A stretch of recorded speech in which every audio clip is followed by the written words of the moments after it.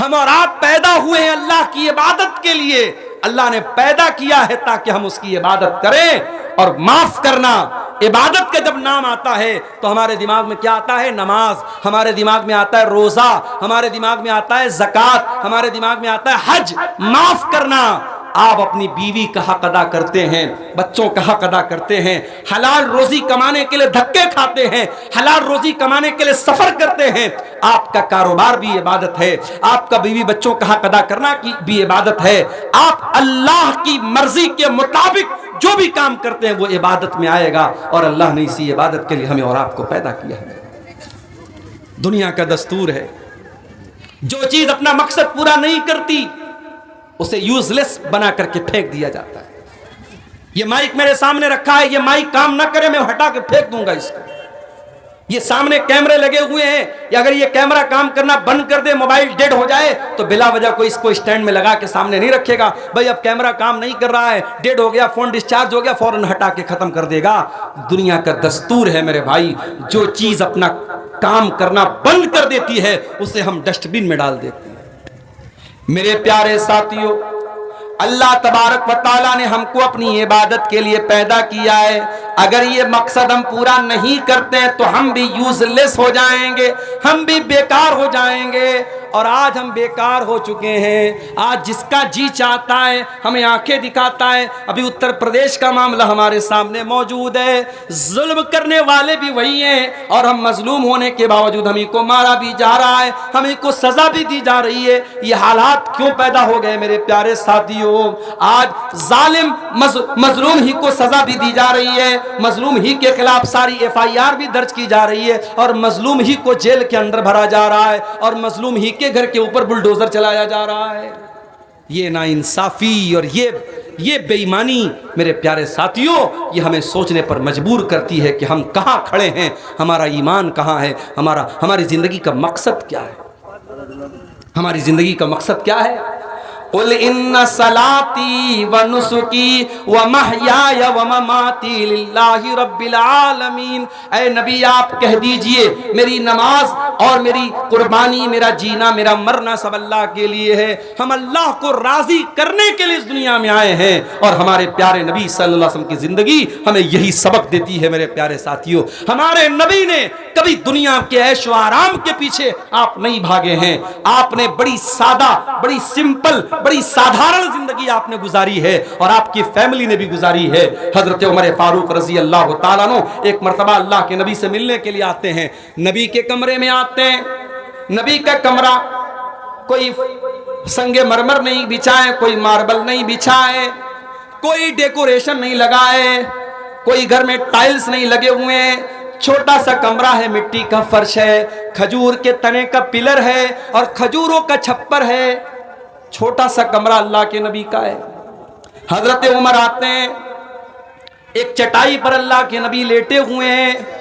ایک لکڑی کا چھوٹا سا پیالہ کنارے رکھا ہوا ہے، تھوڑی سی جو رکھی ہوئی ہے، ایک چھوٹا سا مشکیزہ چمڑے کا برتن جس میں پانی بھرا جاتا ہے وہ رکھا ہوا ہے. یہ نبی کے کمرے کا فرنیچر ہے، یہ نبی کے کمرے کا سامان ہے، یہ نبی کی پراپرٹی ہے. حضرت عمر فاروق کی آنکھوں سے آنسو آ جاتے ہیں. حضرت عمر فاروق کہتے ہیں اے اللہ کے نبی، قیصر و کسریٰ تو بڑے آرام سے اپنے اپنے محلوں میں رہتے ہیں.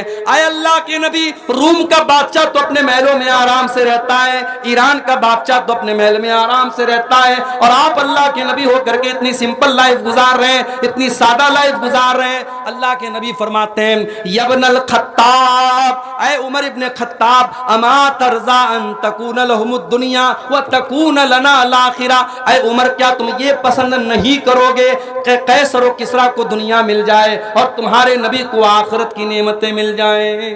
ہمارے نبی نے ہمیشہ آخرت کو اپنے سامنے رکھا ہے میرے بھائی. لیکن ہم اور آپ دنیا کے لیے ہائے دنیا ہائے دنیا. ہمارے جینے مرنے کا مقصد کیا ہے؟ صرف دنیا. جبکہ ہم جانتے ہیں اس دنیا کی حقیقت کیا ہے. اللہ کے نبی فرماتے ہیں لو کانت الدنیا تعدل عند اللہ جناح بعوضۃ ما سقى اللہ منها کافرا. اگر دنیا کی حقیقت اللہ کے نزدیک اگر مچھر کے پر کے برابر بھی ہوتی تو اللہ کسی کافر کو ایک گھونٹ پانی بھی نہ دیتا۔ اللہ اس دنیا میں کافر کو، شرابی کو، زانی کو، بدکار کو، حرام خور کو، سب کو کھلا رہا ہے، سب کو پلا رہا ہے۔ اس کا مطلب کہ ایک مچھر کے پر کے برابر بھی اللہ کے نزدیک دنیا کی حیثیت نہیں ہے میرے بھائی۔ اور آگے بڑھیے، یہی وہ دنیا ہے جس کو کمانے کے لیے آج ہمارا نوجوان حرام راستے اپنا رہا ہے، لاٹری خرید رہا ہے، جبکہ اس کو معلوم ہے کہ اس کے مذہب میں لاٹری حرام ہے، سود کھا رہا ہے، جبکہ اس کو پتا ہے کہ میرے مذہب میں سود اتنا بڑا گناہ، اتنا بڑا گناہ ہے۔ اللہ کے نبی فرماتے ہیں کہ سود کے 70 سے زیادہ درجے ہیں، جس میں سب سے ہلکا درجہ یہ ہے این کی ہر رجل امہ، کہ انسان اپنی سگی ماں کے ساتھ زنا کرے۔ سگی ماں کے ساتھ زنا کرنے سے بڑا گناہ ہے سود کھانا۔ ہمارا نوجوان آج سود کھا رہا ہے۔ میرے پاس اسی بہار سے مدھوبنی سائڈ سے فون آیا ایک نوجوان لڑکے کا جو اپنی بہن کا علاج کرانے کے لیے پریشان ہے۔ اس نے کہا مولانا صاحب میری بہن بہت بیمار ہے، علاج کرانا چاہتا ہوں، کچھ مدد کر دیجیے۔ میں نے کہا میرے بھائی میں تو تمہارے گاؤں میں گیا ہوں، بڑے پیسے والے لوگ ہیں تمہارے گاؤں میں، تو اپنے گاؤں کے کسی آدمی سے کہو قرضہ لے لو، مدد مانگ لو، قرضہ لے لو۔ اس نے کہا مولانا صاحب میرے گاؤں میں بہت مسلمان پیسے والے ہیں، مجھ کو قرضہ بھی دینے کو تیار ہیں، مگر میں قرضہ لینے کو تیار نہیں ہوں۔ میں نے کہا کیوں؟ اس نے کہا وہ قرضہ جو مجھ کو دیں گے، اگر 1 لاکھ دیں گے تو ان کو 1,10,000 چاہیے، وہ 1 لاکھ دیں گے تو ان کو 1,20,000 چاہیے، وہ قرضہ دیں گے تو بیاج پر دیں گے، سود پر دیں گے، اور میں سود دینا نہیں چاہتا۔ یہ حالات آج مسلمان قوم کے ہیں، جن کے مذہب میں یہ سکھایا گیا کہ قرضہ کے اوپر کوئی پروفٹ نہیں کما سکتے۔ اگر آپ کسی کو 100 روپیہ قرضہ دیتے ہیں اور یہ طے کر کے دیتے ہیں کہ وہ 100 کا 110 دے گا، حرام ہے، وہ 10 روپیہ بیاج ہے، سود ہے، انٹرسٹ ہے۔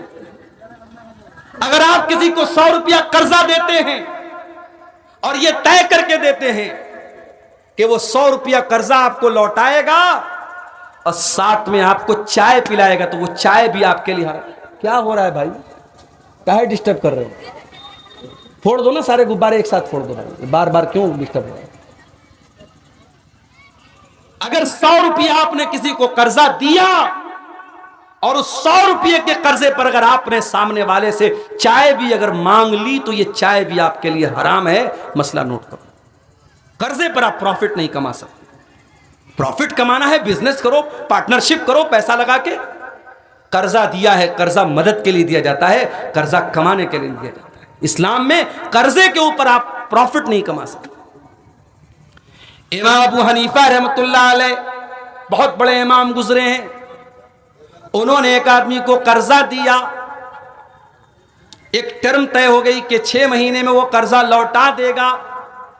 6 مہینہ گزر گیا، وہ قرضہ نہیں لوٹا رہا ہے۔ وہ ٹیلی فون کا زمانہ نہیں تھا، موبائل کا زمانہ نہیں تھا، ورنہ آج تو لوگ واٹس ایپ کر دیں، کال کر دیں کہ بھائی میرا پیسہ لوٹا دو۔ امام صاحب اس قرض دار کے گھر گئے اپنا پیسہ مانگنے کے لیے، اپنا پیسہ لینے کے لیے۔ امام صاحب اس آدمی کے دروازے پر گئے، گرمی کا موسم ہے، دھوپ نکلی ہوئی ہے، اور اس انسان کے آنگن میں، اس کے گھر کے آنگن میں ایک پیڑ ہے، ایک درخت ہے۔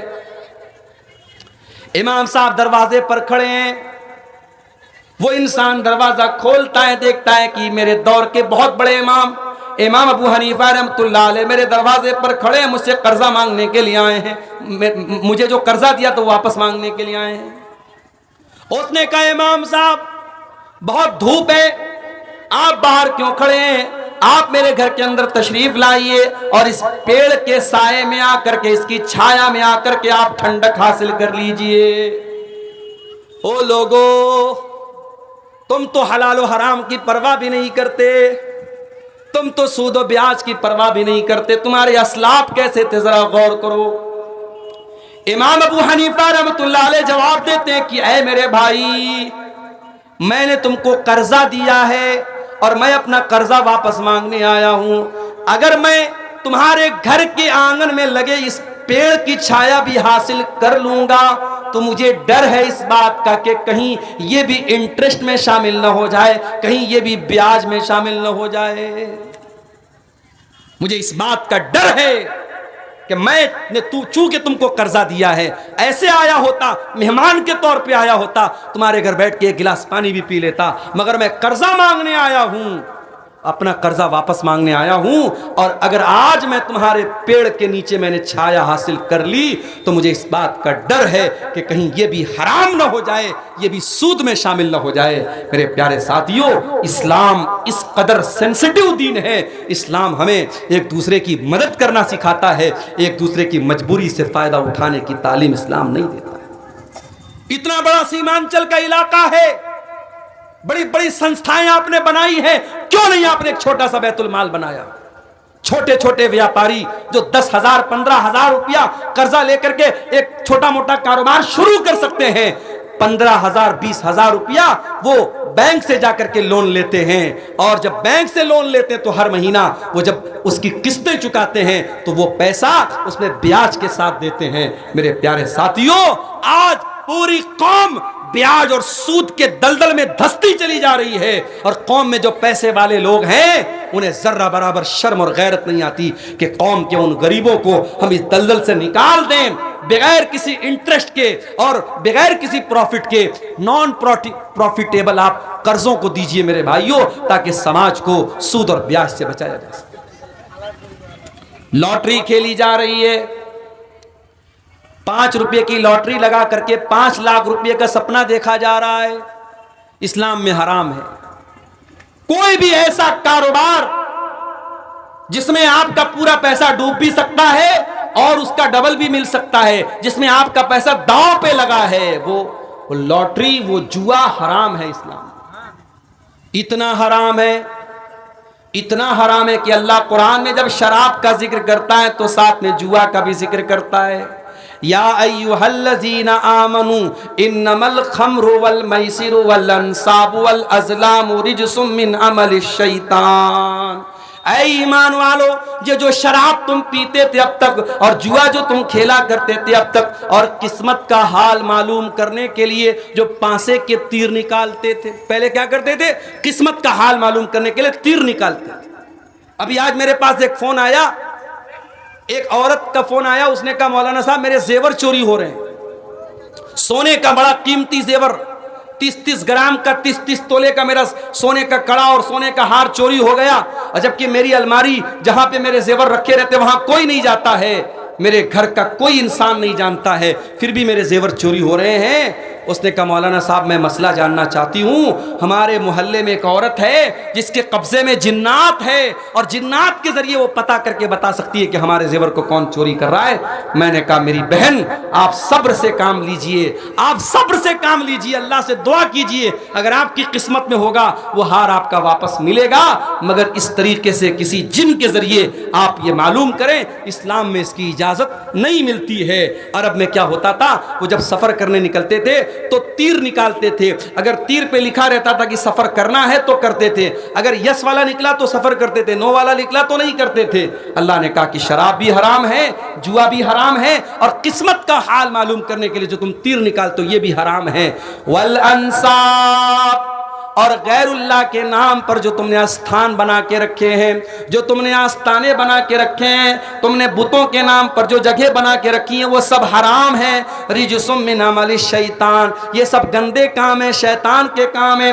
فاجتنبوہ لعلکم تفلحون، اے مسلمانوں ان تمام کاموں سے تم کو بچنا ہے، تبھی تم کامیاب ہو سکتے ہو۔ تو شراب بھی حرام ہے، جوا بھی حرام ہے، اور آج نوجوان دونوں کام کر رہا ہے۔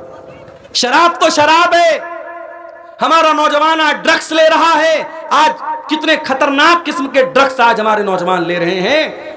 میں مہاراشٹرا میں گیا، ممبئی میں ایک جگہ پڑتی ہے ممبرا میں بہت بڑی مسلمانوں کی آبادی ہے۔ ممبرا میں مجھے لوگوں نے بتایا کہ وہاں ایک پاؤڈر ہے، ایک ڈرگس کا کی ایک قسم ہے، نوجوان وہاں بڑی تیزی سے اس کا استعمال کر رہے ہیں، اسکول میں پڑھنے والے چھوٹے چھوٹے بچے بھی اس کا شکار ہو رہے ہیں، اور ڈاکٹروں کا کہنا ہے کہ اتنا خطرناک ہے وہ نشہ کہ جو انسان کی باڈی کو بالکل گلا دیتا ہے، اور بڑی تیزی سے نوجوان آج اس کا استعمال کر رہا ہے۔ میرے پیارے نوجوان ساتھیوں، یہ جو تم ڈرگس استعمال کر رہے ہو، جو گانجا استعمال کر رہے ہو، جو گٹکھا استعمال کر رہے ہو، جو اسموکنگ کر رہے ہو، جو ڈرنکنگ کر رہے ہو، اللہ کے واسطے توبہ کر لو. اپنے شریر کو برباد نہ کرو، اپنے جسم کو برباد نہ کرو. یہ جسم اللہ کی امانت ہے، یہ زندگی اللہ کی امانت ہے، کل اللہ پوچھے گا وَلَا تَقْتُلُوا أَنفُسَكُمْ. اے میرے بندے، جب میں نے قرآن میں کہہ دیا تھا کہ تجھے آتم ہتیا کرنے کی، خودکشی کرنے کی پرمیشن نہیں ہے، تو نے کیوں کیا؟ میرے پیارے نوجوان ساتھیو، آپ اللہ کو کیا جواب دو گے؟ کوئی بھی ایسا نشہ جو آپ کی باڈی کے لیے، آپ کے شریر کے لیے ہانی کارک ہے، نقصان دہ ہے، اس کا استعمال کرنا جائز نہیں ہے. اور جو لوگ کہتے ہیں نہیں صاحب سگریٹ پینا حرام نہیں مکروہ ہے، گٹکھا کھانا حرام نہیں مکروہ ہے، وہ اللہ کو جواب دینے کے لیے تیار ہو جائیں. یہ مکروہ کوئی چیز نہیں ہے، وہ حرام ہے. جو چیز آپ کی باڈی کو نقصان پہنچا رہی وہ مکروہ نہیں ہے، وہ حرام ہے. اس سے ہمیں اور آپ کو اپنے آپ کو بچانا ہے. میرے پیارے نوجوان ساتھیو، یہ شراب اتنا خطرناک نشہ ہوتا ہے. عثمان غنی کہتے ہیں شراب سے بچو، شراب تمام برائیوں کی جڑ ہے. پھر عثمان غنی ایک واقعہ بیان کرتے ہیں کہ تم سے پہلے کے دور میں ایک آدمی بہت نیک انسان تھا، اور اس دور کی ایک بدچلن عورت نے اس کو پھنسانے کی پلاننگ کی. اپنی ایک لونڈی کو بھیجا. وہ لونڈی آتی اور کہتی ہے میری ملکہ نے آپ کو بلایا ہے، کوئی کام ہے، کوئی مسئلہ ہے. وہ آدمی نیک انسان تھا، اللہ کا بندہ تھا، نیک بندہ تھا. اس نوکرانی کے، اس لونڈی کے پیچھے پیچھے چلا گیا. جب وہ اس نیک انسان کو لے کر کے جاتی ہے، ایک کمرے میں جا کر کے کمرہ بند کر دیتی ہے. اس کے بعد اگلے کمرے میں جا کر کے اس کا بھی دروازہ بند کر دیتی ہے. اس طریقے سے 7 کمروں کے اندر جانے کے بعد لاسٹ کمرے میں وہ عورت ملتی ہے، جو ایک بدچلن عورت ہے، جو ایک فاحشہ عورت ہے، جس کا کام زناکاری بدکاری کرنا ہے. وہ عورت ہے. اس عورت نے کہا کہ مجھے کوئی کام نہیں تھا، میں نے تم کو بلایا ہے، تمہارے سامنے 3 آپشن ہیں، یا تو تم میرے ساتھ زنا کرو، یا وہیں پر شراب کی ایک بوتل رکھی ہوئی تھی، کہا کہ اس شراب کی بوتل میں سے ایک پیالہ شراب نکال کر کے تم پی جاؤ، اور تیسرا راستہ یہ ایک معصوم بچہ ہے، تم اس کی ہتیا کر دو، قتل کر دو. ان 3 کاموں میں سے کوئی ایک کام تم کو کرنا ہے. اس اللہ کے نیک بندے نے سوچا زنا کرنا تو بہت بڑا گناہ ہے، میں یہ نہیں کر سکتا. بچے کی ہتیا کرنا بہت بڑا گناہ ہے، یہ میں نہیں کر سکتا. شراب پینا تو ہلکا گناہ ہے، چلو میں شراب پی لیتا ہوں. اس نے باٹل میں سے ایک پیالہ شراب نکال کر کے پی لیا. جب ایک پیالہ اس نے شراب کو پی لیا، نشہ چڑھا، اس نے ایک پیالہ اور نکال کر کے پی لیا، یہاں تک کہ اس نے پوری باٹل کو خالی کر دیا. اور جب پوری باٹل کے شراب کے نشے میں وہ گرفتار ہو گیا، حضرت عثمان غنی کہتے ہیں، ابو داؤد کی صحیح روایت ہے، نسائی کی صحیح روایت ہے، کہ اس انسان نے نشے کی حالت میں زنا بھی کیا اور اس معصوم بچے کی ہتیا بھی کر دی. آج کتنے کرائم ہو رہے ہیں نشے کی حالت میں، کتنی بچیاں اپنے باپ کی زیادتی کا شکار ہو رہی ہیں.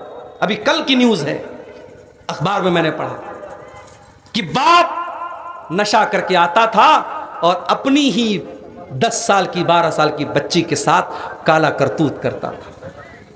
نشہ وہ خطرناک چیز ہے میرے بھائی، جس نے باپ کی اور بیٹی کی سیماؤں کو بھی ختم کر دیا، جس نے مریاداؤں کو ختم کر دیا، جس نے بھلا دیا کہ باپ اپنی بیٹی کو کس نظر سے دیکھ رہا ہے. اس لیے میرے عزیزوں، اپنے آپ کو نشے سے بچاؤ، اپنے سماج کو نشے سے بچاؤ. بہار سرکار آج نشے کے خلاف ابھیان چلاتی ہے. کوئی جا کے کہہ دے نتیش کمار جی سے، کوئی جا کے کہہ دے بہار سرکار سے کہ تم نے آج نشے کے خلاف ابھیان چھیڑا ہے، تم نے نشے کے اوپر آج روک لگائی ہے. محمد رسول اللہ صلی اللہ علیہ وسلم نے 1400 سال پہلے نشے پر روک لگائی ہے. آج کی سرکاروں کو نشے پر روک لگانے کے لیے ایڈورٹیزمنٹ کرنا پڑتا ہے، وگیاپن کرنا پڑتا ہے، اخبار میں دینا پڑتا ہے، ریڈیو پر دینا پڑتا ہے، ٹی وی پر دینا پڑتا ہے. میرے نبی نے کوئی وگیاپن نہیں کیا، کوئی ایڈورٹیزمنٹ نہیں کیا، کوئی پرچار نہیں کیا. میرے نبی نے قرآن کی آیت پڑھ کے سنا دی. اللہ ایمان والوں سے کہہ رہا ہے کہ اے ایمان والو، شراب حرام ہے، فہل انتم منتہون، اے ایمان والو شراب حرام ہے، کیا ابھی بھی تم شراب پیو گے؟ کیا ابھی بھی تم نشہ کرو گے؟ اللہ سوال کر رہا ہے۔ صحابہ کہتے ہیں اے اللہ اے ہمارے پروردگار، ہم وعدہ کرتے ہیں کہ آج کے بعد ہم شراب کو ہاتھ نہیں لگائیں گے۔ شراب کے پیالے نکال کے، شراب کے برتن نکال کے مدینہ کی گلیوں میں پانی کی طرف بہا دیا جاتا ہے، اور صحابہ کرام کے گھروں سے شراب کا نام و نشان ختم ہو جاتا ہے۔ ایمان ہو تو ایسا ہو میرے بھائی، اللہ کا ڈر ہو تو ایسا ہو۔ یہاں تو گٹکے کی پیکٹ پر باقاعدہ تصویر بنی ہے پھیپڑے کی، اور انگلش میں اور ہندی میں لکھا ہوا ہے ٹوبیکو کازز کینسر، تمباکو سے کینسر ہوتا ہے، اور گٹکا بنانے والی کمپنی بنا بھی رہی ہے، بیچنے والا بیچ بھی رہا ہے، کھانے والا کھا بھی رہا ہے، اور اس پر لکھا ہوا ہے کہ صاحب تمباکو سے کینسر ہوتا ہے، کسی کو کوئی فرق نہیں پڑتا ہے۔ اسلام ایسا دین نہیں ہے میرے بھائی۔ اسلام صرف 5 ٹائم کی نماز پڑھنے کا نام نہیں ہے، معاف کیجیے گا۔ اسلام آپ کی تربیت کرتا ہے۔ اگر آپ ایک سچے مسلمان ہیں تو آپ کا کیریکٹر کیسا ہے، آپ کا کردار کیسا ہے، آپ اپنی بیوی کے لیے شوہر کیسے ہیں، آپ اپنے بچوں کے لیے باپ کیسے ہیں، آپ سماج کے لیے انسان کیسے ہیں، اسلام یہ ساری چیزیں بھی طے کرتا ہے۔ اگر آپ نمازی تو بن گئے مگر اپنی بیوی کے لیے اچھے شوہر نہیں ہیں، اپنے بچوں کے لیے اچھے باپ نہیں ہیں، اپنے پڑوسی کے لیے اچھے پڑوسی نہیں ہیں، آپ کی ذات سے سماج کو تکلیف پہنچ رہی ہے، آپ کی ذات سے پڑوسی کو تکلیف پہنچ رہی ہے، آپ لوگوں کا جینا حرام کر رہے ہیں، تو معاف کیجئے گا، یہ اسلام کی تعلیم نہیں ہے، یہ محمد رسول اللہ کی تعلیم نہیں ہے۔ میرے نوجوان ساتھیوں، آج ان چیزوں کا جائزہ لینے کی ضرورت ہے۔ اپنی ماں و بہنوں سے بھی کہنا چاہوں گا، اپنی ذمہ داریوں کو سمجھو۔ آج مسلمان عورت دنیا کے لیے بہت بڑا چیلنج بن چکی ہے۔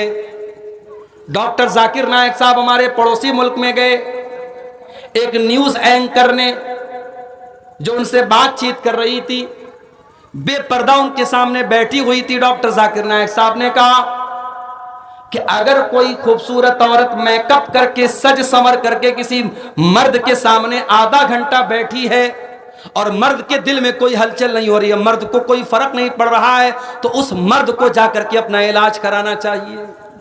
اتنا کہہ دیا ڈاکٹر ذاکر نائک۔ حالانکہ میں ایک بات اور بول دوں آپ کو، ڈاکٹر ذاکر نائک صاحب جب سے انڈیا سے گئے ہیں، پہلے یہاں تھے، اہل حدیث علماء کے ساتھ رہتے تھے، ان کی جو ٹیم تھی اس میں زیادہ تر اہل حدیث علماء تھے، مولانا ثناء اللہ مدنی صاحب، مولانا شمیم فوزی صاحب، آپ کے بہار کے شیخ اشفاق سلفی صاحب، اور بہت سارے اہل حدیث علماء ان کی ٹیم میں شامل تھے۔ اس وقت ڈاکٹر ذاکر نائک کی جو سوچ تھی وہ الگ تھی، اور ابھی جو ان کی سوچ سامنے آ رہی ہے ان کے بیانات سے، وہ بہت الگ ہو چکی ہے۔ اب وہ اہل حدیثوں کو بھی ایک فرقہ کہتے ہیں، ان سے پوچھا جاتا ہے کہ آپ کے آئیڈیل کون ہیں، کسی ایک بھی اہل حدیث عالم کا نام نہیں لیتے، ان علماء کا نام لیتے ہیں جن کے عقیدے میں منہج میں خرابی پائی جائے۔ اس لیے ہمارے وہ اہل حدیث نوجوان جو اب تک ڈاکٹر ذاکر نائک کو اہل حدیث سمجھتے تھے، مانتے تھے، وہ ہوشیار ہو جائیں۔ اب جب ڈاکٹر ذاکر نائک خود کو بھی اہل حدیث نہیں مانتے ہیں تو ہمیں یہ غلطی کرنے کی ضرورت نہیں ہے۔ ان کے اچھے کام کا ہم سپورٹ کریں گے، غیر مسلموں کے درمیان انہوں نے جو بھی اسلام کی تبلیغ کی ہے یا کر رہے ہیں ہم کریں گے، مگر آج کے ان کے بیانات یہ بتا رہے ہیں کہ بہت فرق آ چکا ہے، اور اس سے ہمیں اور آپ کو ایک سبق ملتا ہے۔ سیمانچل کے علاقے میں آپ رہتے ہیں، اللہ کا شکر ادا کیجیے۔ اگر آپ کے گاؤں میں کوئی ایک بھی مزار نہیں ہے، قبر نہیں ہے، شرک نہیں ہے، اور حرام اور بدعت کا کام نہیں ہو رہا ہے، اللہ کا شکر ادا کیجئے۔ آپ کے بچے ایسے ماحول میں بڑے ہو رہے ہیں، وہ شرک ہوتا ہوا نہیں دیکھ رہے ہیں، وہ بدعت ہوتا ہوا نہیں دیکھ رہے ہیں۔ ماحول کا بہت اثر پڑتا ہے۔ آج ملیشیا میں ڈاکٹر ذاکر نائک صاحب رہتے ہیں، اور یہاں کی اہل حدیث جماعت سے جو ان کا کنیکشن ٹوٹا ہے، اس کا اثر اب ان کی اسپیچ پر، ان کے بیان پہ صاف نظر آ رہا ہے۔ تو انہوں نے اس عورت سے کہا کہ اگر کوئی مرد میک اپ کرنے والی لڑکی کے سامنے آدھا گھنٹہ بیٹھا ہے اور اس کو کوئی فرق نہیں پڑ رہا ہے تو اس مرد کو اپنا علاج کرنا چاہیے۔ اب صاحب ہمارے پڑوسی ملک کی جو میڈیا ہے اس میں بوال ہو گیا، ڈاکٹر ذاکر نائک تو بڑی گندی سوچ کے انسان ہیں اور انہوں نے ایسی بات کہہ دی، یہ ہے وہ ہے، حالانکہ انہوں نے جو بات کی 100% سچی بات۔ اللہ تعالیٰ نے سسٹم ایسا بنایا ہے، لڑکی اگر بے پردہ ہے اور اس کے سامنے کوئی مرد ہے تو وہ مرد اس دور کا سب سے بڑا ولی بھی کیوں نہ ہو، اگر وہ مرد ہے تو اس بے پردہ اور بے حیا لڑکی کو دیکھ کر اس کے دل میں فرق تو آئے گا، اس کے دل کے اندر ہیجان آئے گا۔ اور اسی لیے اللہ کے نبی صلی اللہ علیہ وسلم فرماتے ہیں کہ جب کوئی مرد کسی عورت کے ساتھ اکیلے میں ہوتا ہے تو تیسرا شیطان ہوتا ہے۔ ہمارے یہاں لوگ کہتے ہیں نہیں صاحب، بھابھی کو ہم ماں سمجھتے ہیں، دیور اپنی بھابھی کو بائک پر بٹھا کے پورے مارکیٹ کی سیر کرا رہا ہے، بھابھی چپک کر کے بیٹھی ہے دیور کے ساتھ۔ بند کرو یہ بے غیرتی، تمہاری بھابھی تمہارے لیے غیر محرم ہے، اور بھابھی کو کوئی ادھیکار نہیں پہنچتا کہ وہ دیور کے ساتھ اس طریقے سے چپک کر کے بائک پر سیر کرے۔ جیجا کے ساتھ سالی گھوم رہی ہے، ہمارے یہاں لوگوں نے جملہ بنا لیا سالی آدھی گھر والی، سالی اپنے جیجا کے ساتھ گندے گندے مذاق کر رہی ہے، بےہودہ مذاق۔